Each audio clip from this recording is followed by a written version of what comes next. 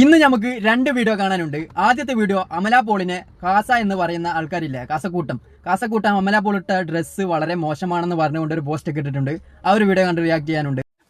രണ്ടാമത്തെ വീഡിയോ എന്താണെന്ന് വെച്ച് കഴിഞ്ഞാൽ അർജുന്റെ ലോറി മണ്ണിന്റെ അടിപ്പെട്ടത് നമുക്ക് എല്ലാവർക്കും അറിയാൻ പറ്റുമല്ലോ. അപ്പൊ ആ അർജുന്റെ ലോറി ഉള്ള സ്ഥലം ഒരു സ്വാമിക്ക് അറിയാമല്ലോ. അപ്പൊ ആ ഒരു സ്വാമിക്ക് കുറച്ച് മറുപടി കൊടുക്കാനുണ്ട്. അപ്പൊ ഇത് രണ്ടുമാണ് നമ്മുടെ ഇന്നത്തെ വീഡിയോ. ആദ്യം അമല പോളിന്റെ വീഡിയോ പ്ലേ ചെയ്യാം. ഞാൻ ഇവന്റിന് പോകുമ്പോൾ ഞാൻ ധരിക്കുന്ന ഡ്രസ്സ് ഞാൻ എന്താണോ ഞാൻ അങ്ങനത്തെ ഡ്രസ്സാണ് ഞാൻ ഇവന്റിന് പോകുമ്പോൾ ധരിക്കുന്നത്. ഇതാണ് ഒരു സെലിബ്രിറ്റി ആയുള്ള കുഴപ്പം. അവർ ധരിക്കുന്ന ഡ്രസ്സ് നോക്കാൻ ആളുണ്ടാവും, വാച്ച് നോക്കാൻ ആളുണ്ടാവും, ചെരുപ്പ് നോക്കാൻ ആളുണ്ടാവും. ആ ഒരു കൂട്ടത്തിൽ എങ്ങനെ കാസക്കുട്ടന്മാര് എത്തിയെന്ന് എനിക്ക് അറിഞ്ഞുകൂടാ.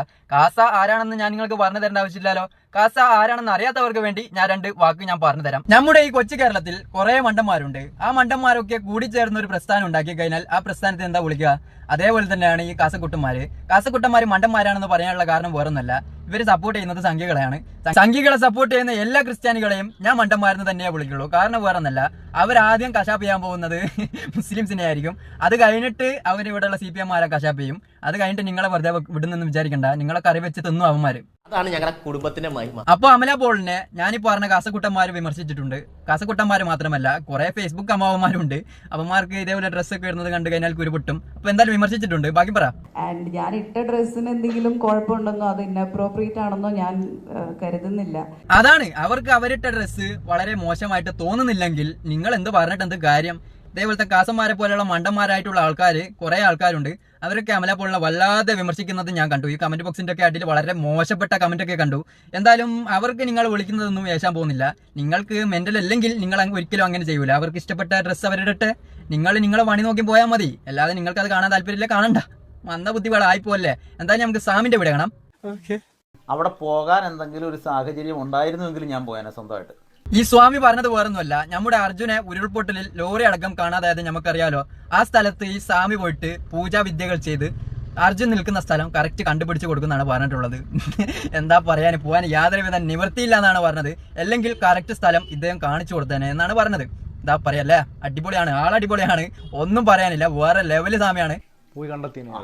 ആ മാധ്യമ പ്രവർത്തകൻ ചോദിച്ചു, നിങ്ങൾ അവിടെ ഉണ്ടെങ്കിൽ തീർച്ചയായിട്ടും കണ്ടെത്തിയാനല്ലേ? അപ്പൊ തന്നെ സ്വാമി പറയാണ്, ആളെ കണ്ടെത്തുവാടാ. ഇദ്ദേഹത്തിനുള്ള അമാനുഷിക ശക്തി കൊണ്ട് ലോറിയല്ല, ഒരു മുട്ട സൂചി വീണുപോയാൽ പോലും അതെവിടെ ഉണ്ടെന്ന് കറക്റ്റ് പറയാൻ പറ്റുന്ന ഒരാളാണ്. അത്ര ശക്തിയുള്ള ഒരു സ്വാമിയാണിത്.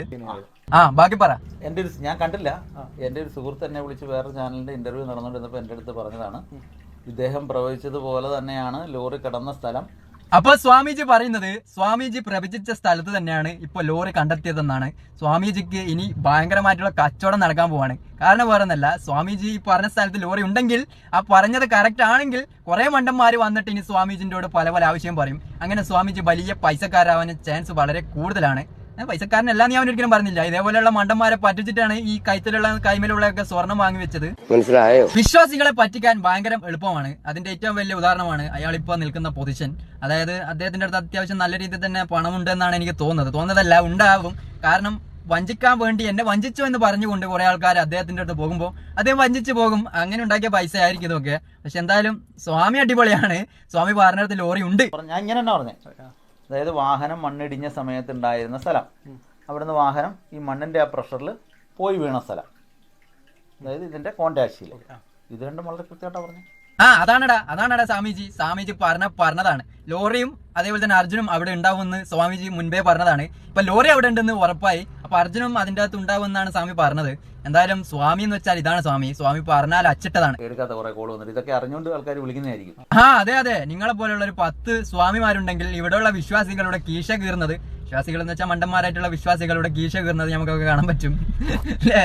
അദ്ദേഹം പറഞ്ഞത് കറക്റ്റ് ആണെന്നാണ് പറയുന്നത്. ഇപ്പോഴും എന്തെങ്കിലും ഒരു സാഹചര്യത്തിൽ പറഞ്ഞത് കറക്റ്റ് ആയി പോയി കഴിഞ്ഞാൽ പിന്നെ ഇവന്മാരുടെ വിളയാട്ടമായിരിക്കും. ഇതാണ് ഇതേപോലത്തെ കള്ളസ്വാമിമാരുടെ മെയിൻ പരിപാടി. 100% ഇപ്പോഴും അപ്പോഴും പറയുന്നതല്ല, അല്ലെങ്കിൽ എന്റെ വാക്ക് ഞാൻ മാറ്റത്തില്ലേ?